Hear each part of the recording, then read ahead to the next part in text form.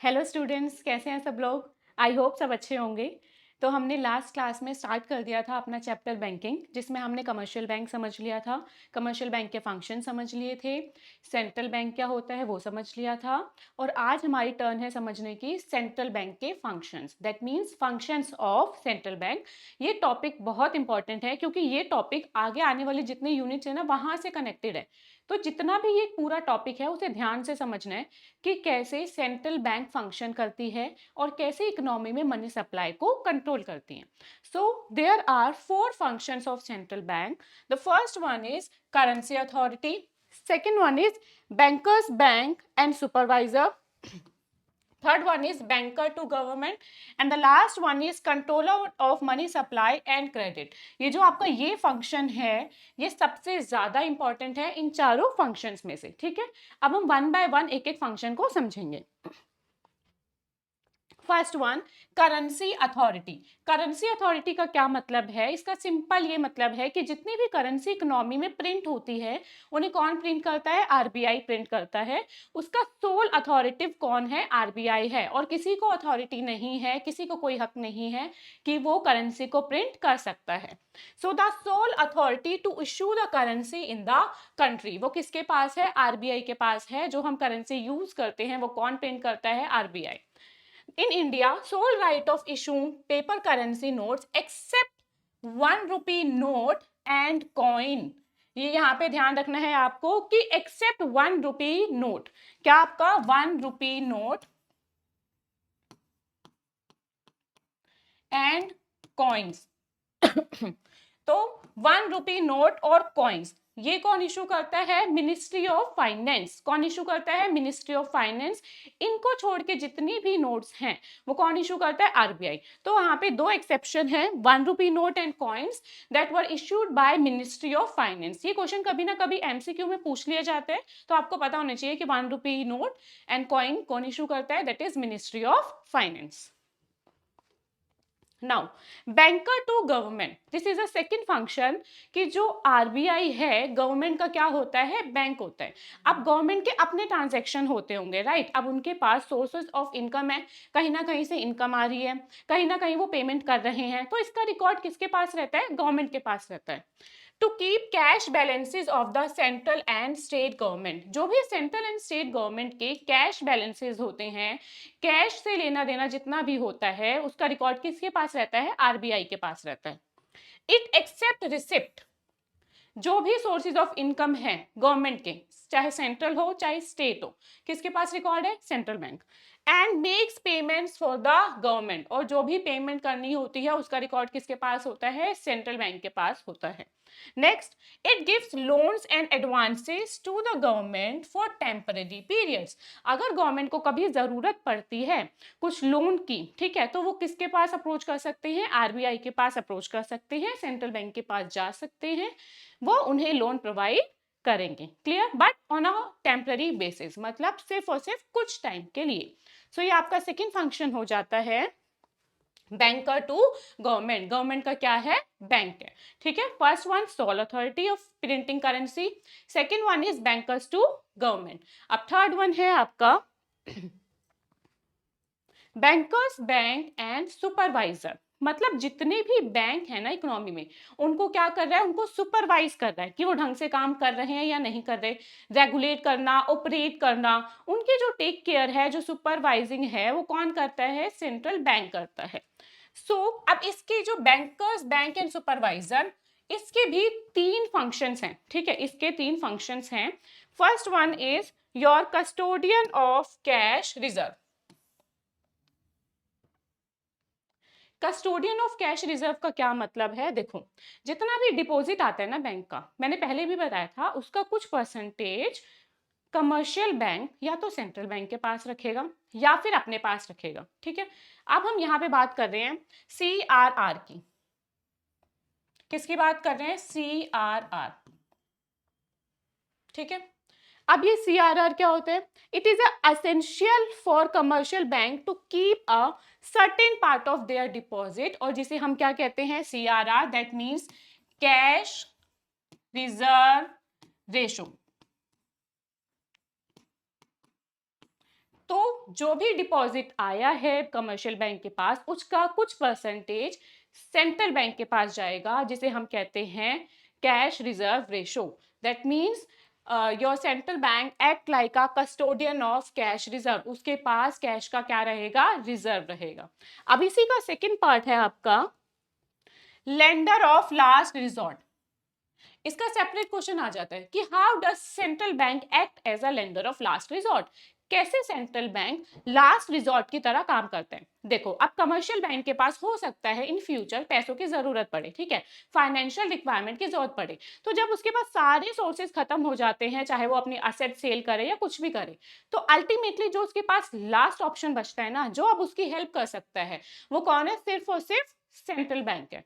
So that is why central bank act as a lender of last resort. When commercial bank are unable to meet their financial requirement, जो उनकी financial requirement है, जो उनकी financial ज़रूरत है, जब वो नहीं पूरा कर पाते किसी भी सोर्स से, तो लास्ट में वो जाते हैं सेंट्रल बैंक के पास, और तब जाके सेंट्रल बैंक उनकी हेल्प करता है। इसीलिए हम सेंट्रल बैंक को क्या कहते हैं, lender of last resort. Last में कौन हेल्प कर रहा है, सेंट्रल बैंक। अब इसी का तीसरा क्या है, क्लियरिंग हाउस। क्लियरिंग हाउस देखो कैसे, सेंट्रल बैंक के पास सारे कमर्शियल बैंक के क्या हैं, कैश रिजर्व रखे हैं, ठीक है। अब अल्टीमेटली इन फ्यूचर कोई भी प्रॉब्लम होती है, कुछ भी कॉन्फ्लिक्ट होता है, तो वो कौन क्लियर कर सकता है, सेंट्रल बैंक कर सकता है। बिकॉज सेंट्रल बैंक के पास में जितने भी कमर्शियल बैंक है, HDFC, SBI, PNB, yes bank, Nainital bank, किसी का भी सेंट्रल बैंक के पास सबके रिजर्व्स रखे हुए हैं, तो लास्ट में बीच में आके सेंट्रल बैंक क्या कर देता है, उन सबको क्लियर कर सकता है, कोई भी कॉन्फ्लिक्ट, कोई भी प्रॉब्लम, कुछ भी है तो। So as the central bank has the hold of cash reserve और ऑल कमर्शियल बैंक सबके कैश रिजर्व रखे हुए हैं, right, it becomes convenient and easier for the central bank to act as a clearing house of these commercial bank। तो ultimately last में आके क्या करता है, उनकी हेल्प करता है और सब कुछ क्लियर कर देता है। सो हमने बैंकर्स बैंक एंड सुपरवाइजर के 3 फंक्शन देखे हैं, custodian of cash reserve, second lender of last resort, and your third one is clearing house. ठीक है, तो अभी तक हम 3 फंक्शन पढ़ चुके हैं सेंट्रल बैंक के। First one is sole authority of printing currency. Second one is bankers to government. Third one is bankers bank and supervisor. अब bankers bank and supervisor के भी 3 हमने सब पार्ट पढ़े हैं, that is custodian of cash reserve, second one is lender of last resort, and the last one is clearing house। ठीक है, ये 3 हम इंपॉर्टेंट फंक्शन पढ़ चुके हैं। अब सेंट्रल बैंक का सबसे इंपॉर्टेंट फंक्शन है, वो हम पढ़ने जा रहे हैं, that is control of money supply. Money supply क्या होता है कि जितनी भी मनी अवेलेबल है इकोनॉमी में, उसे हम क्या कहते हैं, मनी सप्लाई कहते हैं, राइट। तो अब इसमें क्या करता है सेंट्रल बैंक, कैसे उसे कंट्रोल करता है मनी सप्लाई को इकोनॉमी में, अब हम वो डिस्कस करने वाले हैं, ठीक है। अब सेंट्रल बैंक मनी सप्लाई को कंट्रोल करने के कुछ टूल्स होते हैं, ठीक है, वो कौन कौन से टूल्स हैं, वन बाय हम सारे टूल्स डिस्कस करेंगे कि इन टूल्स की हेल्प से कैसे सेंट्रल बैंक मनी सप्लाई को कंट्रोल करता है। First one is repo rate.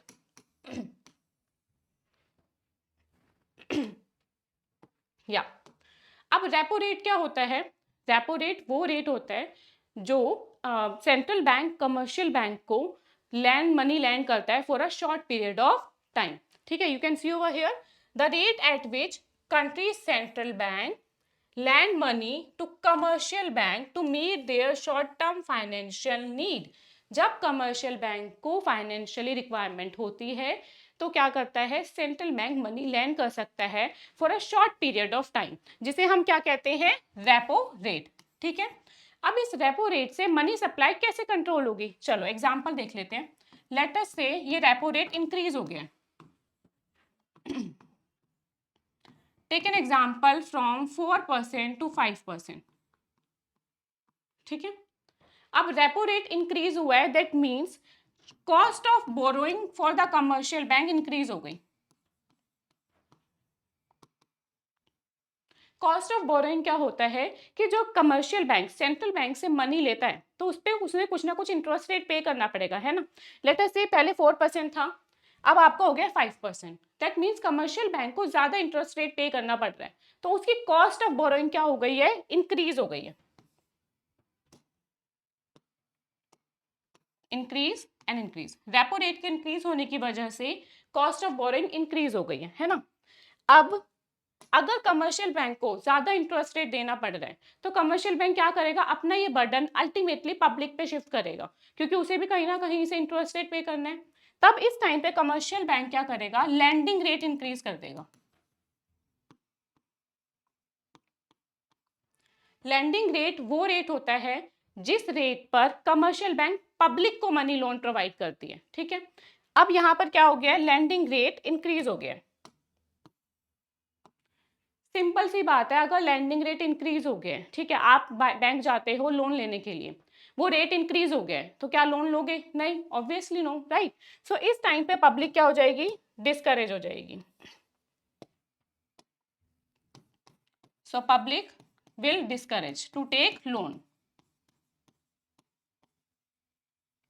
अब पब्लिक के पास लोन नहीं है तो अल्टीमेटली मनी नहीं है इकोनॉमी में, राइट, तो इससे क्या हो जाएगा, मनी सप्लाई डिक्रीज हो जाएगी। तो अल्टीमेटली क्या हुआ, हमारा मनी सप्लाई डिक्रीज।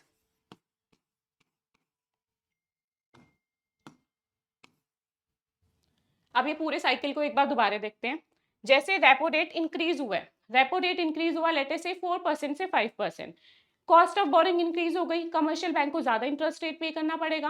अगर कॉस्ट ऑफ बोरिंग इंक्रीज हो गई है तो वो अपना बर्डन कहीं ना कहीं शिफ्ट करेगा, राइट। तो कमर्शियल बैंक क्या करेगा, लैंडिंग रेट इंक्रीज कर देगा। लैंडिंग रेट इंक्रीज होने से पब्लिक लोन नहीं लेगी क्योंकि इंटरेस्ट रेट ज्यादा है, पब्लिक लोन नहीं ले रही है, दैट मीन्स इकोनॉमी में मनी सप्लाई कम है। So ultimately, when repo rate increase, we can say money supply decrease. So here is inverse relationship between repo rate and money supply. If repo rate increase, money supply decrease. Opposite case, if repo rate decrease, money supply increase. इसका भी case देख लेते हैं एक बार।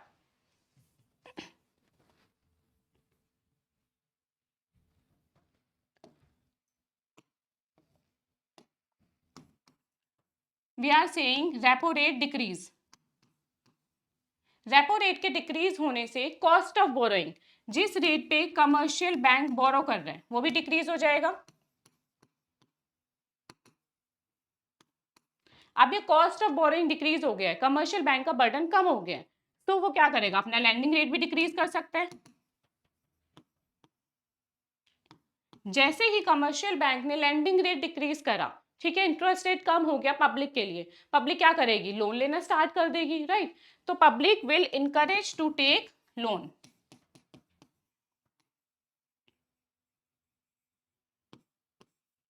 अब लोगों के पास क्या है, ज्यादा पैसे आ गए हैं, मनी सप्लाई क्या हो गई, इकोनॉमी में इंक्रीज हो गई। So if repo rate decrease, money supply increase. So again here is inverse relationship between repo rate and money supply. Repo rate increase, money supply decrease. Repo rate decrease, money supply increase. Clear? Now same as bank rate. Moving on further, second tool is bank rate. अब bank rate क्या होता है, the rate at which country central bank land money to commercial bank for a longer period of time. देखो repo rate और bank rate में बस इतना सा डिफरेंस है, रेपो रेट का central bank short period of time के लिए लैंड करती है, लेकिन bank rate longer period of time, ठीक है, ज्यादा लंबे टाइम के लिए जब सेंट्रल बैंक मनी लैंड करती है तो हम उसे बैंक रेट कहते हैं। अब यहाँ पे भी हमारी सेम साइकिल चलेगी आपकी, अगर बैंक रेट इंक्रीज हो जाता है, ठीक है, 7% टू 8% कह लेते हैं हम इस बार, यहाँ पे इंक्रीज हो गया बैंक रेट, ठीक है। अब अगेन कॉस्ट ऑफ बोरोइंग क्या हो जाएगी, ये भी इंक्रीज हो जाएगी। कॉस्ट ऑफ बोरोइंग इंक्रीज होने की वजह से यहाँ लैंडिंग रेट भी इंक्रीज हो जाएगा, क्योंकि कमर्शियल बैंक को कहीं ना कहीं तो अपना बर्डन शिफ्ट करना है। लैंडिंग रेट इंक्रीज होगा तो एज अ पब्लिक हम लोन नहीं लेंगे, पब्लिक डिस्करेज हो जाएगी। अब पब्लिक लोन नहीं ले रही है, दैट मीन्स इकोनॉमी में मनी तो है ही नहीं। सो बैंक रेट के इंक्रीज होने की वजह से, बैंक रेट इंक्रीज हुआ, we can say money supply क्या हो गई, इकोनॉमी में डिक्रीज हो गई, ठीक है। Here again the inverse relationship between bank rate and money supply. तो दो टूल अभी तक हमने डिस्कस करे, फर्स्ट वन रेपो रेट, ठीक है, second one bank rate. Now third one, open market operation. अब ये ओपन मार्केट ऑपरेशन क्या होता है? It refers buying and selling of government securities. देखो गवर्नमेंट सिक्योरिटीज क्या होती है? काइंड ऑफ इन्वेस्टमेंट होती है, ठीक है। For example treasury bill. तो जब कमर्शियल बैंक सेंट्रल बैंक से या तो गवर्नमेंट सिक्योरिटीज परचेज करेगा या सेल करेगा, ठीक है, उसे हम कहते हैं open market operation. So buying and selling of government securities by central bank from या टू कमर्शियल बैंक, ये होता है आपका ओपन मार्केट ऑपरेशन। अब सिक्योरिटीज परचेज या सेल करने से मनी सप्लाई कैसे कंट्रोल होगी? पूरी इकोनॉमी में मनी कैसे कंट्रोल होगी? ठीक है, now let us take the example over here. Suppose I am the central bank, ठीक है, and in front he is a commercial bank, ठीक है, आप कमर्शियल बैंक हो और मैं सेंट्रल बैंक हूँ। मेरे पास पीस ऑफ सिक्योरिटीज है, दैट इज गवर्नमेंट सिक्योरिटीज, ठीक है। I have the central bank, I am central bank and I am having government securities. जब मैं ये गवर्नमेंट सिक्योरिटीज कमर्शियल बैंक को सेल करूंगी तो यहाँ से ये पीस ऑफ पेपर किसके पास गया है? कमर्शियल बैंक के पास गया है। और इन रिटर्न कमर्शियल बैंक की तरफ से क्या आ गए? रिजर्व्स आ गए, मनी आ गई। सो अल्टीमेटली कमर्शियल बैंक के पास जो मनी है इकोनॉमी में वो क्या हो गई? कम हो गई, है ना। अब कमर्शियल बैंक के पास मनी कम हो गई है तो मनी वो लैंड नहीं कर सकता, तो वो कम मनी लैंड करेगा। सो मनी सप्लाई क्या हो जाएगी? इकोनॉमी में डिक्रीज हो जाएगी। So that means by selling securities central bank reduces commercial bank reserves, क्योंकि जो कमर्शियल बैंक के रिजर्व्स थे वो तो सेंट्रल बैंक के पास आ गए। समझ में आ गई बात? अब इसका अपोजिट क्या हो जाता है? Purchasing securities. नाउ लेट अस से इस बार सेंट्रल बैंक सिक्योरिटीज परचेज कर रही है, किससे? कमर्शियल बैंक से। सो अगर मैंने सिक्योरिटीज परचेज करी है, ठीक है, ये सिक्योरिटीज परचेज कर ली और जो ये कैश है किसके पास चला गया? कमर्शियल बैंक के पास। रिजर्व किसके पास चले गए? कमर्शियल बैंक के पास चले गए। अब ये रिजर्व जब कमर्शियल बैंक के पास गए हैं, दैट मीन्स जो मनी है वो किसके पास चली गई? कमर्शियल बैंक के पास चली गई। कमर्शियल बैंक के पास रिजर्व इंक्रीज हो गए। कमर्शियल बैंक के पास जब पैसे आ जाएंगे तो वो क्या करेगा? लोन इकोनॉमी में प्रोवाइड कर सकता है। सो अल्टीमेटली जब वो लोन प्रोवाइड करेगा तो मनी सप्लाई इंक्रीज हो जाएगी। सो दैट मीन्स जब परचेज करेंगे सिक्योरिटी तो मनी सप्लाई इंक्रीज, और जब सेल करेंगे तो मनी सप्लाई डिक्रीज। तो ये हमारा थर्ड टूल था ओपन मार्केट ऑपरेशन।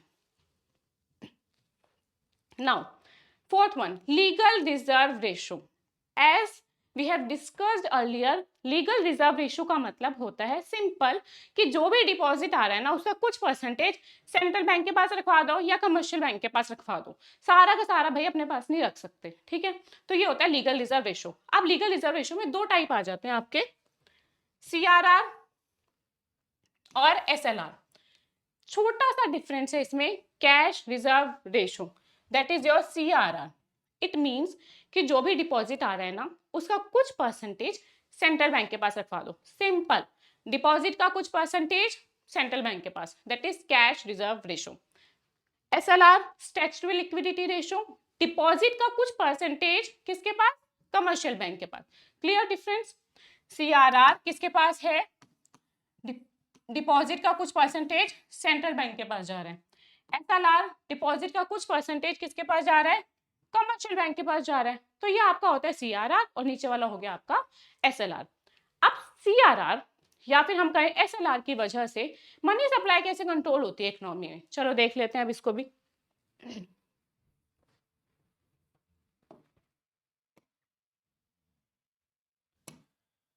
ठीक है, चलो हम पहले कैश रिजर्व रेशो की बात करते हैं। CRR लेटेस्ट से इंक्रीज हो गया, क्या हो गया? इंक्रीज हो गया। दैट मीन्स जितना भी डिपॉजिट आ रहा है उसका ज्यादा से ज्यादा परसेंटेज किसके पास जा रहा है? सेंट्रल बैंक के पास जा रहा है। Let me give you an example कि आपका CRR 4% से 5% हो गया, ठीक है। 1000 का डिपॉजिट था, उसमें से पहले कितना देना पड़ता था? सिर्फ 400 सेंट्रल बैंक को देना पड़ता था, ठीक है। लेटर से 4%, राइट, सॉरी हम 4% से 5% कर रहे हैं ना, ठीक है। लेटर से कि जो CRR है इंक्रीज हो गया 4% से 5%, तो जो भी इनिशियल डिपॉजिट था उसका कुछ परसेंटेज, दैट इज 4%, पहले क्या करता था? कमर्शियल बैंक सेंट्रल बैंक के पास रखवाता था। अब क्या करा? सेंट्रल बैंक ने cash reserve ratio CRR increase कर दिया, लेटर से 5% कर दिया इस बार। दैट मीन्स अब ज्यादा परसेंटेज रखवाना पड़ेगा, राइट। कमर्शियल बैंक को ज्यादा परसेंटेज सेंट्रल बैंक के पास रखवाना पड़ रहा है अपने इनिशियल डिपॉजिट का। इसका सीधा सीधा यही मतलब है कि कमर्शियल बैंक के पास कम पैसे बचते हैं इकोनॉमी में क्रेडिट क्रिएट करने के लिए। सो अब सीआरआर इंक्रीज हो रहा है तो मनी सप्लाई क्या हो गई, डिक्रीज, क्योंकि वो ज्यादा क्रेडिट क्रिएट नहीं कर सकती इकोनॉमी में, है ना। अब इसका एसएलआर देख लो, लेट अस से एसएलआर इंक्रीज हो गया। एसएलआर इंक्रीज हो रहा है दैट मीन्स जो भी डिपॉजिट आ रहा है उसका ज्यादा से ज्यादा परसेंटेज कमर्शियल बैंक अपने पास रख रही है और इकोनॉमी में मनी कम लैंड कर रही है। सो इससे क्या हो जाएगा, मनी सप्लाई इकोनॉमी में डिक्रीज हो जाएगी। अपोजिट रिलेशनशिप है ये यहाँ पे। तो इस CRR increase, money supply decrease, SLR increase, money supply decrease. इसका अपोजिट केस देख लेते हैं। अगर सीआरआर डिक्रीज होता है, कैश रिजर्व रेशो डिक्रीज हो गया, दैट मीन्स कमर्शियल बैंक को कम परसेंटेज सेंट्रल बैंक के पास रखवाना है, उसके पास ज्यादा डिपॉजिट है ताकि वो इकोनॉमी में क्रेडिट क्रिएट कर पाए। तो इससे क्या हो जाएगा, मनी सप्लाई इंक्रीज हो गई, ज्यादा पैसे आ गए ना इकोनॉमी में। दूसरा है एसएलआर, लेट अस से एसएलआर डिक्रीज हो गया, है ना। अब एसएलआर डिक्रीज हो गया, इसका सीधा सीधा मतलब ये है कि कमर्शियल बैंक अपने पास रिजर्व कम रखेगी, ज्यादा क्रेडिट दे सकती है। ज्यादा क्रेडिट दे सकती है तो पब्लिक के पास ज्यादा पैसे हैं, तो मनी सप्लाई क्या हो गई, इस टाइम पे इंक्रीज हो गई। ठीक है, तो ये जो आपस का रिलेशनशिप कैसा है, ये अपोजिट रिलेशनशिप है, वाइस वर्सा चलता है। ठीक है, अब हमारा नेक्स्ट टूल है मार्जिन रिक्वायरमेंट। अभी तक हमने जितने भी टूल डिस्कस करे थे ना वो आपके क्वांटिटेटिव टूल्स थे। एक अकेला मार्जिन रिक्वायरमेंट कौन सा टूल है, क्वालिटेटिव।